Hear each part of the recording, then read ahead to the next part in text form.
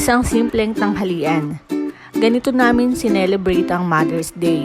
Dito lang sa bahay. Nagluto na lang sila ng mga ulam. Tumawag kasi sila Eser at nagsabing pupunta raw sila dito, kaya napapunta ng bayan sila mama para bilhin yung pinabibili niya. At pagdating nila, tumulong na din siya sa pagluluto kila mama. Habang kami naman ay busy din sa pagbabantay ng mga anak. Ang sarap nga ng liempo na yan kahit saglit lang na marinade. At nung okay na, pinunta na nila sa sala yung pagkain. Meron kaming ginisang pusit, inihaw na liempo, at saka pansit kabagan. Yan yung pinagsalu-saluhan namin.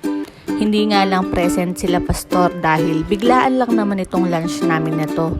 Wala kaming usapan na may ganap. Ang init din kasing gumala ngayon. Kayo, paano nyo sinelebrate ang Mother's Day niyo? At para sa mga nanay, naging happy ba ang lahat? Pinaramdam ba ng asawa at mga anak natin ang value natin kahit isang araw lang? Nakaramdam ba kayo ng kilig nung araw natin?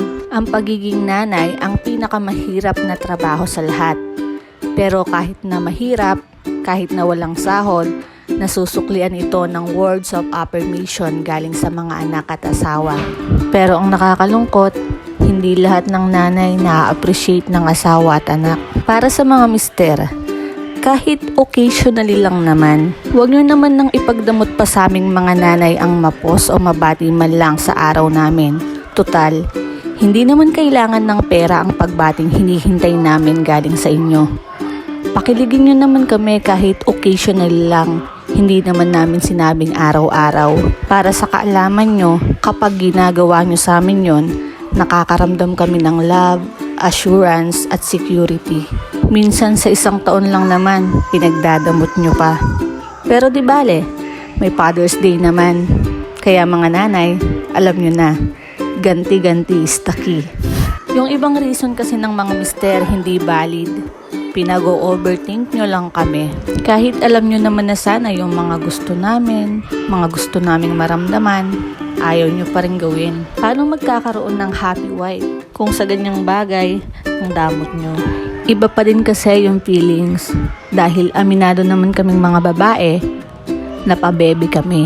Hindi ba importante sa inyo yung mararamdaman namin kapag ginawa nyo yung isang bagay na alam nyo naman na gusto namin? Kaya lubayan nyo na yung mga reasons nyo kung ano man. Subukan nyo kaming obserbahan kapag ginagawa nyo at pinapakita yung mga bagay na gusto naming maramdaman. Siguradong hindi nyo ito pagsisisihan. So, eto lang naman for today. Hanggang sa susunod ulit. Bye for now.